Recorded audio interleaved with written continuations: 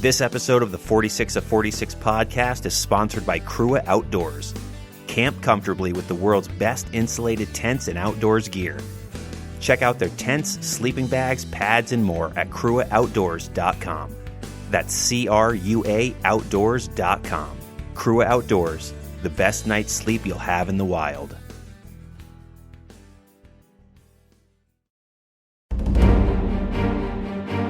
Marcy, Skylight, Gray, Cliff, and Redfield done.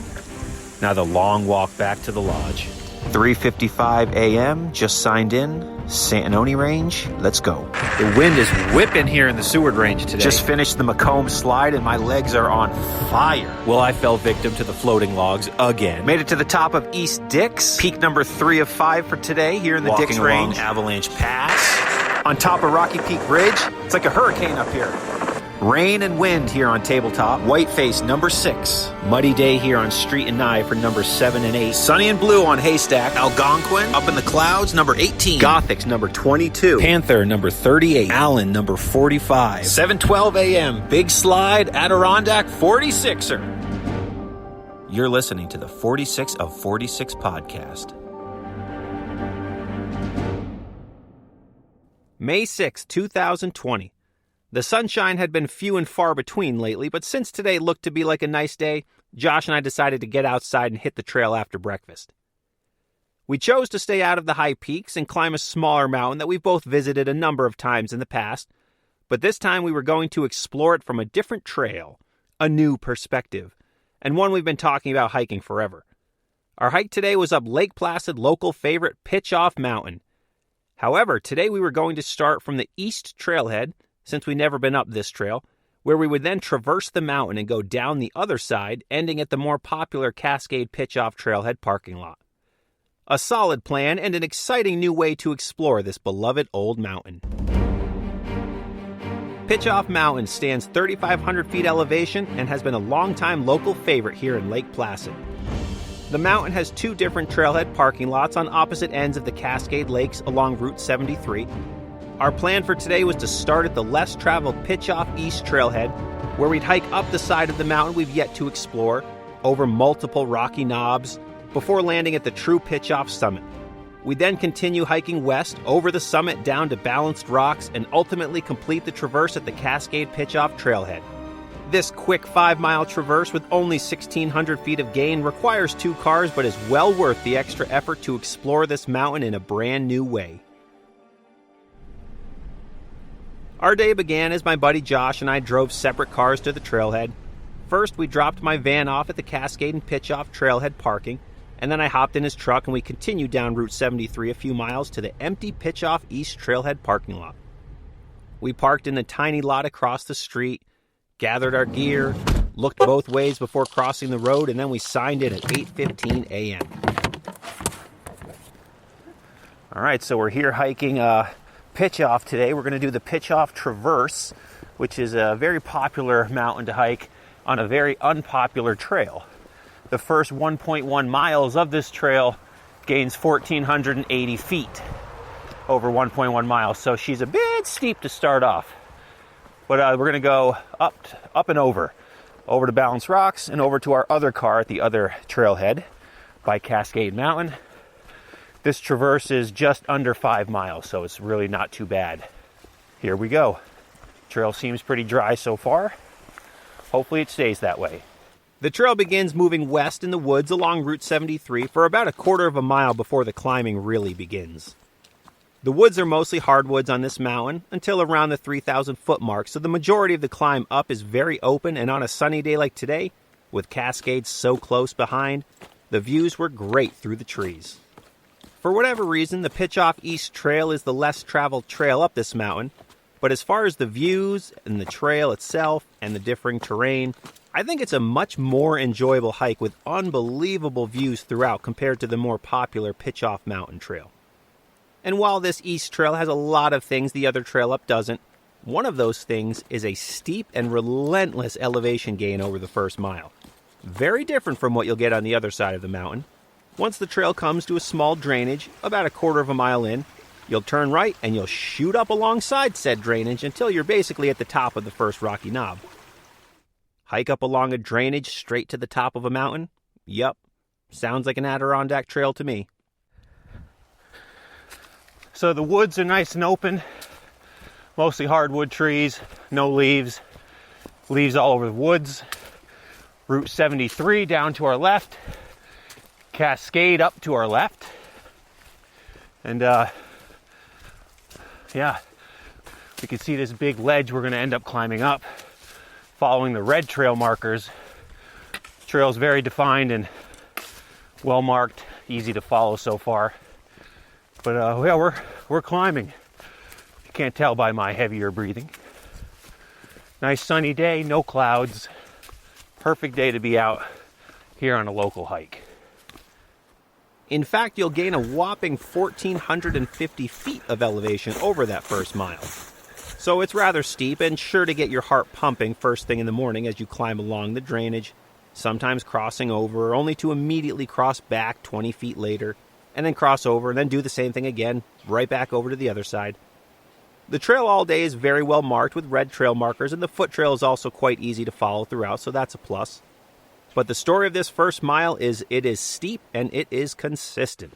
The trail is it's climbing, nice and steep, right along the drainage, along the water. A couple cool little waterfalls, mini waterfalls, which are neat. Birds are chirping, getting that heart rate pumping first thing in the morning. A definitely more physically strenuous climb up Pitchoff than the other trail already, but that's what we're here for. The snow was melted everywhere around us, fortunately, until we got higher up, so we just climbed, and then we took a second to breathe, and then we climbed some more, often turning around to take in those close-up views of Cascade Mountain directly across the street and above the lakes below. Great views of the slide as well, which, if you're not aware, was a result of Tropical Storm Irene, which was almost a decade ago now. Since the woods were bare all around us, no sign of leaves yet, we were able to see the rocky summit knob that we were climbing up towards, which, given how steep it was, seemed to always be very far away. You know, one of those hikes where it just doesn't seem like you're making any progress? Kind of like that sort of thing. Well, she's pretty steep. You know, one of those things where you look up and you're like, holy mackerel, that's steep. And then you turn around and you look, whoa, that's steep too. We're climbing up what is definitely a drainage at various points. We're past the water though. Now just climbing up this boulder covered trail. We have Cascade looking incredible. Directly behind us, you can see Dix from here. Some other high peaks. Algonquin kind of poking out right there. Pretty nice. And you can see exactly where you're going through the trees. Well, at least we can today since there's no leaves. But yeah, it's kind of like, oh man, that's still so far above us. So maybe it will be better when you can't see. But this is definitely making you work for it. Not you, because you're listening to this, but it's making us work for it right now. You're probably not breathing as heavily as we are at the moment. And God bless you for that. Looks like we're coming up to some big, huge boulders now on our right. I think we're probably just going to rock climb now. Go faster. Yeah, I've seen free solo, so I'm pretty much like a professional. But we kept climbing, and soon we were leaving the hardwood forest and were now met with those beautiful spruce trees all around, a little over 3,000 feet of elevation at this point. We also started seeing some signs of snow, and the trail became more narrow in some places as we climbed up towards the knob. And then as we got higher up, the views were terrific behind us, with more high peaks making an appearance for the day. Marcy, Algonquin, Colden, Big Slide, Cascade, Porter, Giant, Dix. They were all there, so that helps make any steep hike a little bit better. So we're just over 3,000 feet elevation. A lot more spruce trees now, getting thicker, which is always kind of the case, often the case. Nice vibe. Climbing up along a bunch of huge boulders. We're almost at the top of this climb where we'll start kind of traversing over the ridge. But we have great views of Colden right now, and you can see the southeast slide from here, which is neat. Obviously Cascade. We're about 35 minutes in, and making good progress. So little over 1,100 feet of gain so far. Feeling good. Nice hike. We neared the first rocky knob after walking below the rock ledge wall, and then we climbed out on top of it and took in those beautiful, open, sunny High Peaks views before us. I had a good feeling the view would be strong up here from always seeing these knobs while driving through Route 73, and the mountain delivered big time. So we've climbed up on these huge rock ledges, which you can see down below on Route 73, which I've never been up here, but I've always seen it, which is awesome. Amazing views right now. We have Algonquin, Colden, Tabletop, Marcy, Phelps, Cascade, obviously. We can see Porter from here, which Josh and I dubbed the most underwhelming high peak of them all. Porter is the afterthought of all afterthoughts. Really nice view up here, though, and definitely a perspective you don't see very often. And coming up on these little ridges is pretty awesome that you see from the road, the rock ones. Highly recommend this trail.